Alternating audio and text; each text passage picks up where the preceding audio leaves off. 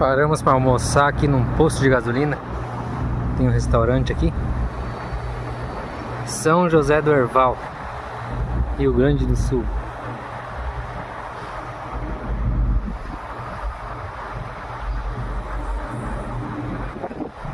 É um lugarzinho simples. Na verdade, churrascaria é o nome, mas não vi churrasco ali. Mas pensa numa comida boa, gente. Ah, tinha galeto assado só, né? Mas churrasco, carne ligada, assado, talvez não seja o dia, né? Uma boa, uma comidinha bem caseira, caipira, sabe? Eu adorei. Me empanturrei comendo.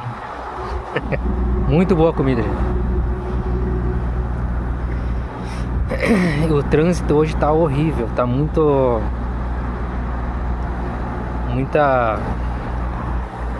muitas partes estão em obras.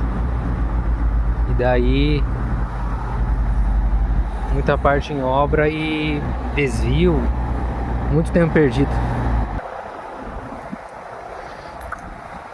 Não vou poder ficar muito tempo parado aqui, porque tem muito chão pela frente.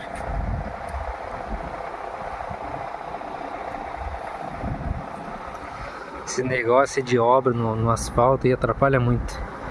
Então vamos lá, pegar o trecho de novo.